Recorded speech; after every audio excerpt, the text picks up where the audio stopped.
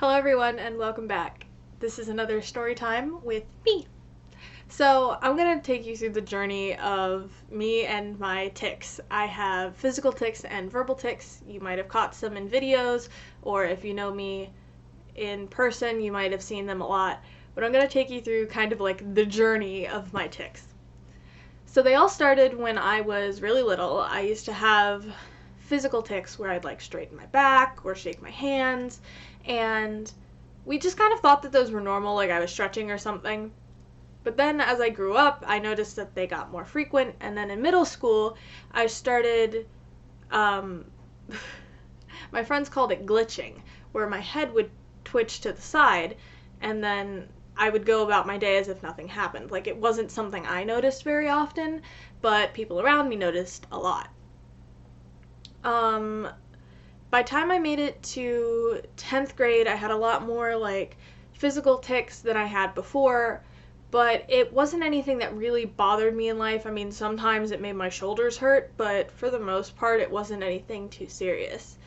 In 11th grade, one of my dogs passed away around Christmas time, and that's when I obtained the skill of verbal tics, which basically I had been in the car and we were getting Popeyes, and I really, like, I needed to make this weird trilling noise, and I couldn't stop it. Like, I just had to.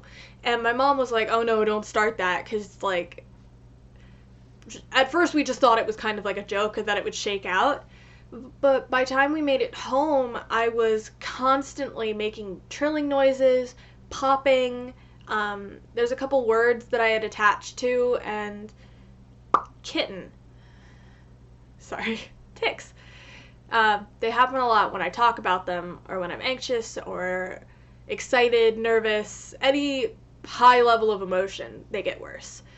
But we had come home and we were trying to eat dinner, and they were so bad that I couldn't actually eat food without the fear of choking on it. A lot of the words that I was stuck on were like kitten and biscuit, because the consonants felt like they were good things to tick in my head. So we were watching the live action Mulan, because it had just come out on Disney Plus, and there's this scene where one of the main antagonists comes on screen and she's doing magic, and I looked at the screen and just loudly ticked, "Burn the witch." And that tick stuck for a little while, and then it shook itself out, which a lot of my tics come and go, or they evolve over time, and that's normal. They're not going to stay the same forever. But after that, I was ticking 17, 18, 19 hours a day, which is exhausting because you're talking constantly, and my lips hurt because I was popping and trilling, and like sometimes I would end up biting like my lip and stuff because they were so sudden, and it was really scary because we didn't know what was going to happen. So I was even doing it in my sleep at the time. Like, I was exhausted. I wasn't sleeping. I couldn't eat very well. So I had some doctors put me on medicine to see if that would help lessen it. And it did. And a lot of my doctors were like, it's fine. It'll go away probably within a year. And my mom was like, yeah, it'll be fine. It'll go away. And I wasn't quite so sure, because I knew I'd had tics my whole life, and a lot of these doctors were operating under the assumption that it was just a lot of stress all at once that had caused them to come up for the first time. And it wasn't. I'd always had some base level of tics. I'd just never had verbal ones before. So now that I had verbal ones, life changed. Some people were making fun of them or mocking them after I would do it. I couldn't go to school because I was interrupting people. I couldn't read one of my English assignment books because we were afraid that I would start ticking the N-word because we were reading Tom Sawyer, and we really didn't want that to happen. There was a lot of struggle of trying to get school done and still be healthy, and once we figured out that ticking is fine, and it had slowed down enough that I could have conversations and go to school without being disruptive, I started to just accept that this was my new normal. A lot of times, the things I tick are memes or videos that I've heard or comfort words, people's names, things like that. Um, and my mom is always worried that, like, I'll start ticking something that I heard and it's going to be really bad. And I'm a little worried about that too, but for the most part, it seems like my tics are pretty wholesome. Um, but on to some of the funnier moments of having tics and verbal tics. So, the first time I think one of my tics has ever gotten me in trouble or been like super awkward was I have this tic where I wink. And you might have seen it in a couple videos. If I've ever winked in a video, just know that it was not on purpose. It was a tic and I tried to like play it off as normal. But I had gone to the orthodontist to get my retainer refit. And the orthodontist came in and he's standing there and he's like doing stuff, and I looked at him and I was like trying to like nod along to the conversation, and I winked and I was like, oh no. Because I really didn't want him to think that I was like trying to do something, because I was also like 15. But it was fine. I don't think he noticed, and if he did, he didn't say anything. But it was really scary for me because I was like, oh, that was so weird. Another time I went to, this one was actually kind of recent. I was at Target, again, and I had a headache. And when I have a headache, usually I grab like a caffeinated soda or something. So my mom and I are checking out at this Target, and there are people standing behind us. And I was like really tired, the headache was starting to get the best of me, and I was kind of ticky.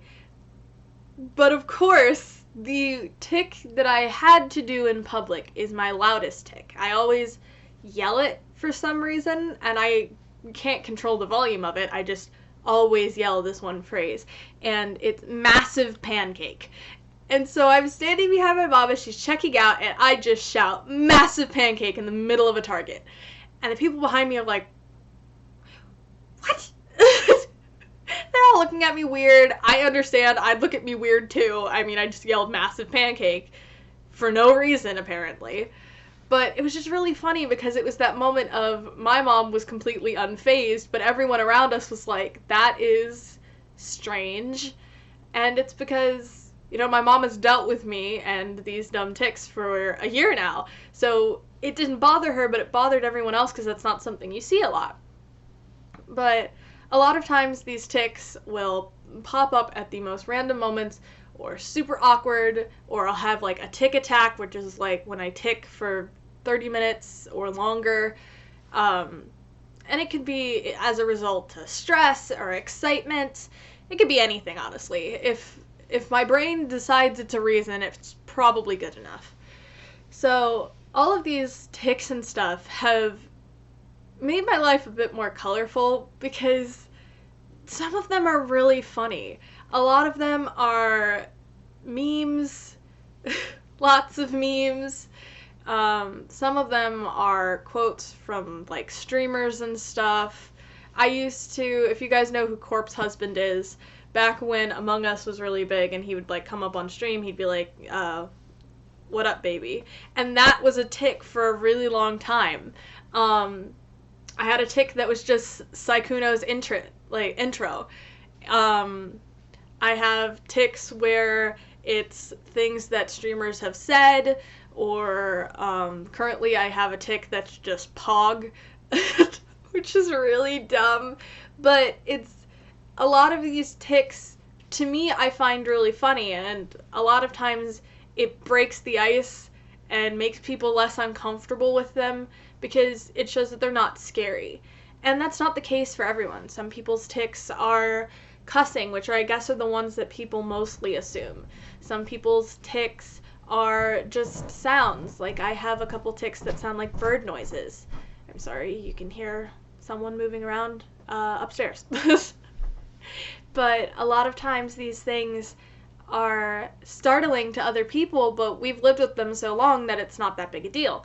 But it's just really neat that as time has gone on in the last year, I've gotten better with accepting myself and my tics, and the people around me have been exposed to something that they might never have seen before. And it's less stressful for them, and I'm really glad that, like, the comedic timing of my tics often puts other people at ease when having conversations with me. They don't have to worry about saying something wrong or insulting me about the tics. Like, it's not that big a deal. It's just something I do. So, yeah, I hope you enjoyed this story / explanation of my verbal and physical tics. I think that's everything. So if you like this video, please feel free to subscribe. You can always unsubscribe later if you want to, but I really hope you don't. Remember that Mondays are storytime videos like this, and not Mondays, oh my gosh, Wednesdays are storytime videos like this, and Saturdays are singing / cover videos like normal. We'll see how long I can keep doing this. I have a lot of story ideas for the future. I think that's everything. Please give this video a thumbs up if you liked it. Share it with friends if you think this is something that they should know about, or if you have a friend that has tics and you want to know that they are heard and normal. So that's everything. See you guys later. Love you. Bye!